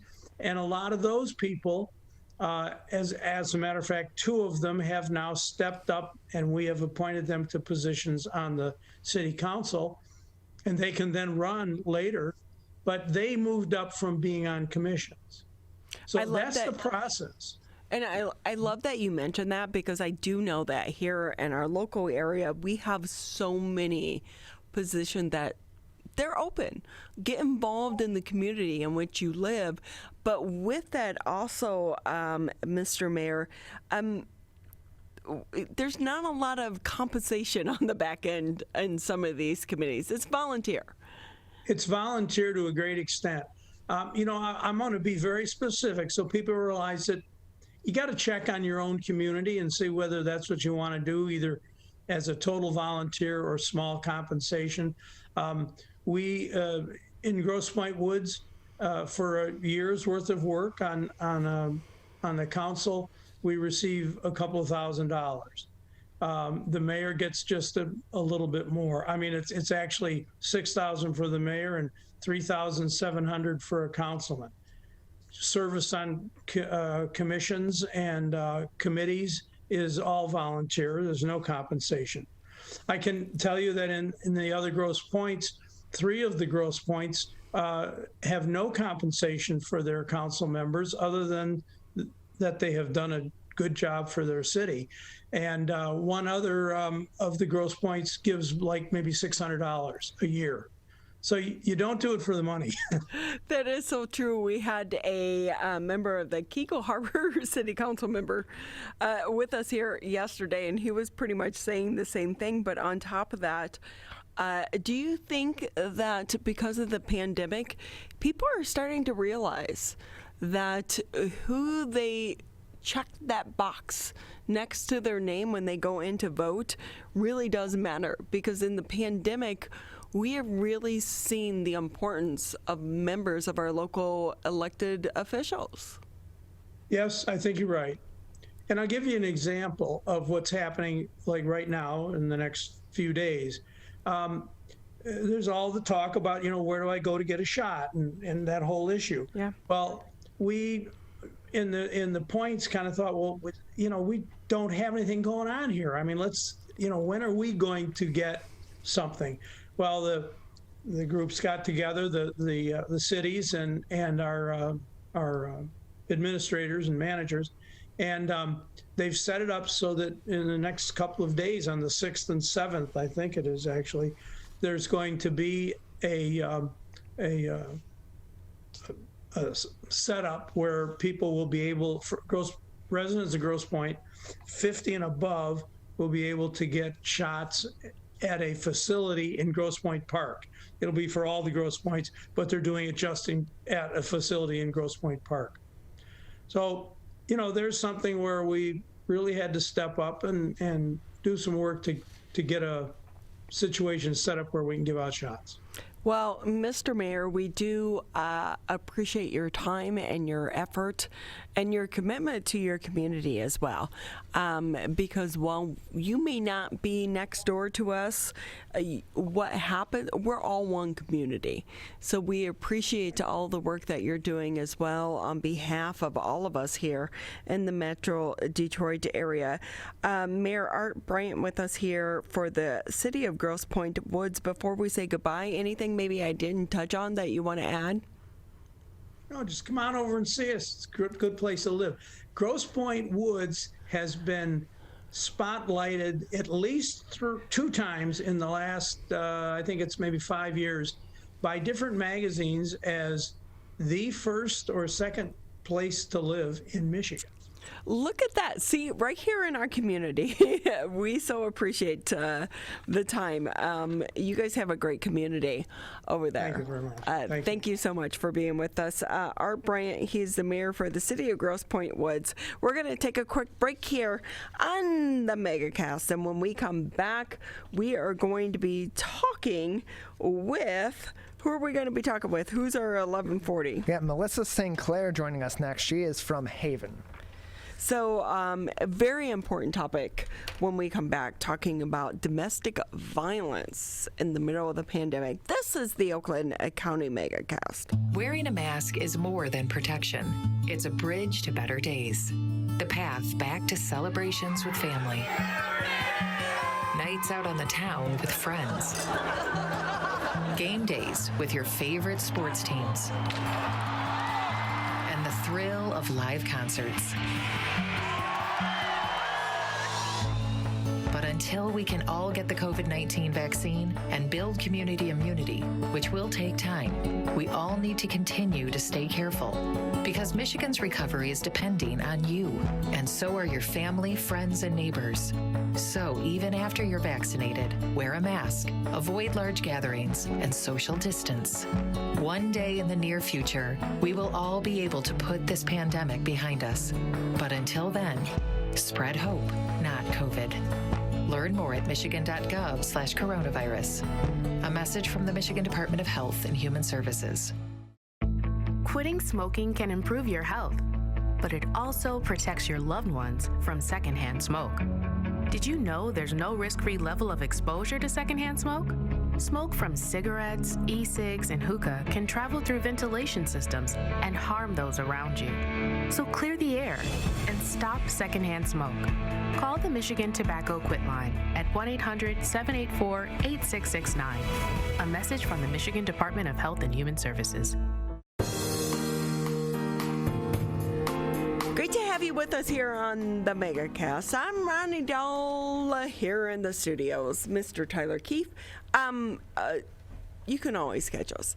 I'm like, Tyler, it's like Wednesday, but it feels like Friday. It does. It feels like it's much later in the week. I don't know. Maybe it's the excitement of the warmer weather coming back after today. I don't know. But it feels like it's been a full week already. Can we make it Friday?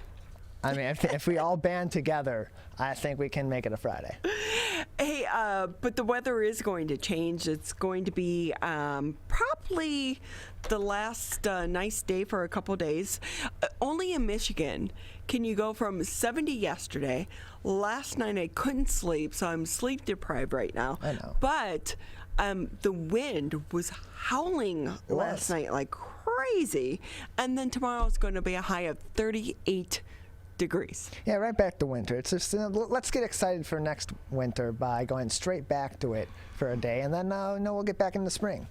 Only in Michigan. Only in Michigan, right? Just about 15 minutes left here in the show. We can kind of shift the conversation a little bit to a very much more serious conversation, and something that we all need to be concerned about right now in the middle of the pandemic in which we are going through. And I so worry, Tyler, about the kids and the people and domestic violence, because we do know that when kids go to school, it's the teachers that typically can be on the front lines to recognize the abuse. But also when people go to work and they have to go into the office. It could be their coworkers that are also recognizing the signs of domestic violence. And now that that is being shuttered, or at least even just in somewhat of a virtual world, it's still not the same. And we do know the cases of domestic violence is on the rise right now because of the pandemic. And to talk a little bit more about this very serious conversation, let's bring in Melissa Sinclair. She's the Social Action Program Director over at Haven here in Oakland County. Thank you so much for being with us. Thanks for having me. Glad to be here. Even more importantly, thank you to you and your team for the work that you're doing. It's a privilege to do this work with survivors, I would say. Absolutely. What has the last year been like for you and members of your team? I would say that the last year has really spoken to the importance of our work. I can share with you that year to date, my team is up 340 cases from this time last year. And so it's been a difficult year. It's been a difficult year, I think, for everyone individually, and of course, for survivors who have been experiencing another pandemic, which is intimate partner violence that has really found a home and flourished during the pandemic, and especially the stay-at-home order. And Melissa, those are just the numbers that are being reported to you. We think about so many people that aren't free, who aren't seeking help right now. Right. Yep. It is so much more prevalent, I think, than is even reflected in any national numbers and any numbers that we have here at Haven. What we know is 1 in 4 women has experienced intimate partner violence in her lifetime. And so that is a staggering number. And so, of course, there are so many survivors in our community and across the United States and the world that are not experiencing the help maybe that they need and that they deserve. And Melissa Sinclair with us here on the Megacast. She's the Social Action Program Director for Haven. And I guess I should back up just for a second. Talk to us more about Haven and your mission. Sure. So Haven is Oakland County's only agency that services survivors of domestic violence and sexual assault. And our mission is not only to provide services, comprehensive, free, confidential services to survivors in Oakland County, but also to educate our community on intimate partner violence so that everybody knows the warning signs and what to look out for so that we can all help survivors together as a community. What are some of the warning signs? Sure. So like you just said, people aren't going to work anymore. Children aren't going to classes. And so some of the warning signs are not hearing from your friends or your family as much as maybe you would have before. You're experiencing maybe less communication. You're seeing them far less often. You're maybe seeing a change in their behavior or their demeanor. There are so many different warning signs to domestic violence, and it really comes down to knowing your loved ones, knowing your friends, and knowing your colleagues, and seeing perhaps those changes in behaviors or routines or patterns that would point to something that's going on maybe at the home. And I want to point out first, it just goes to our minds where we think this is a woman's issue. It's not. This can be on all sides of the spectrum. That's so true. Men, women, non-binary folks, the trans community, everybody can experience intimate partner violence. It knows no class, it knows no race, it knows no religion. It really spans across the lifespan as well. So it can happen to rich folks, it can happen to low-income individuals. It really, men, of course, it can happen to anyone.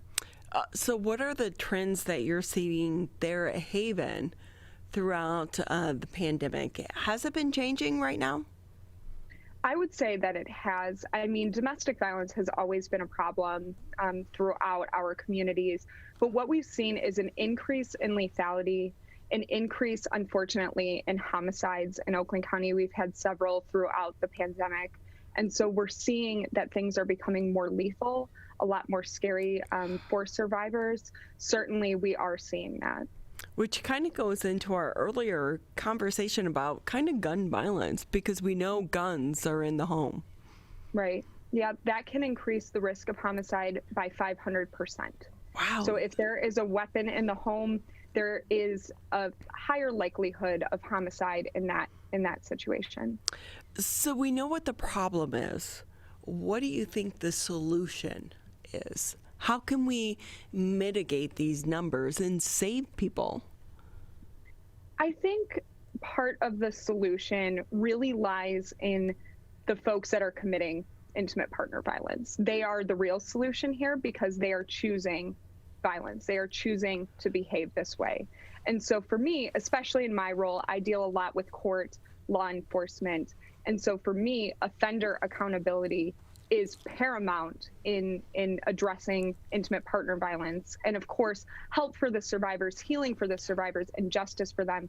But really looking at the people that are committing these acts and changing the conversation about domestic violence to really focus on those that are using the abusive tactics. So we are with Melissa Sinclair. She is the Social Action Program Director for Haven here in Oakland County. This is such a broad problem. And when we're talking about this, what are some of the signs that maybe family and friends should be looking out for? Because we know sometimes when you're in the bubble, I don't want to call it a bubble, but, for just terms, maybe it's the people outside of you that sees the signs before you do as an individual. Mm-hmm. Sure. So with domestic violence, usually abusers are very stealthy in what they're doing. And so they're not showing those outward behaviors that maybe we would be looking for or expecting. But some of the subtle signs, like I had mentioned earlier, a change in behavior of your loved one. If you know that your sister calls you almost every day, and that's something that's been going on for years, she gets in a relationship and those calls become less frequent and you're struggling to get a hold of her, that might be something to check in with and to ask her about. I think some of the telltale signs that a lot of people expect are if it's summertime and somebody is wearing long sleeves like I am today, something that would be inappropriate for the dress, they could be covering up bruises. So it's really about knowing your friends and knowing your loved ones enough to know when, okay, maybe they got in this relationship and now I'm noticing some changes, and it can be subtle and progressive over time. And generally it is that way because abusers don't want people to know what's going on in their home. But what about when you're isolated from your friends and your family members? Because for some people, going to work each and every day was their salvation. It was their sanctuary, their safe place. Absolutely. And that is what has made intimate partner violence, I suspect, increase over time is because of the isolation with the pandemic. That is really a perfect storm for an abuser because one of the tactics is to isolate people from their friends, family, and support anyways. And so if you are experiencing intimate partner violence and it is safe for you, I would really encourage you to reach out to Haven, reach out to our 24-hour confidential crisis line, and we would be happy to talk to you about your experience and to help you figure out some resources and some possible solutions for you. Melissa Sinclair here with us here on the Megacast. She is the Social Action Program Director for Haven. You guys have been such a vital part of our community for so many years. Anything maybe I didn't touch on that you want to share with our listeners and our viewers before we say goodbye? I would just say that Haven offers comprehensive services. We have our 24-hour crisis line. You can reach us 24 hours a day, 7 days a week, 365 days a year at 248-334-1274. In addition to that, we offer free confidential counseling that's conducted by licensed therapists in the state of Michigan. We have my team, the social action team. We can help you file for PPOs. We can go to court with you in Oakland County. We can get you a sexual assault exam, or if you've been strangled by an intimate partner, we can see you at our clinic. We have so many resources here at Haven. Of course, our shelter, I feel everyone knows about that, but if you don't, For the past 46 years, Haven has been here to offer comprehensive services for survivors. So please call us if you know a loved one is maybe experiencing domestic violence and you need support or some help to figure out what the options are. Please give us a call. We're standing by. We're here to listen. We believe you. And we're ready to support you in any way that we can. And Melissa, we should point out that this is not just a female problem.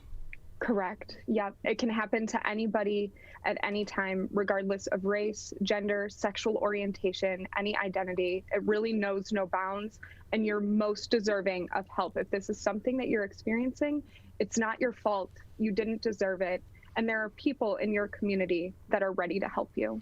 Well, we so appreciate you and your members of your team for helping our community. Again, Melissa Sinclair with us here on the Megacast. She's the Social Action Program Director for Haven.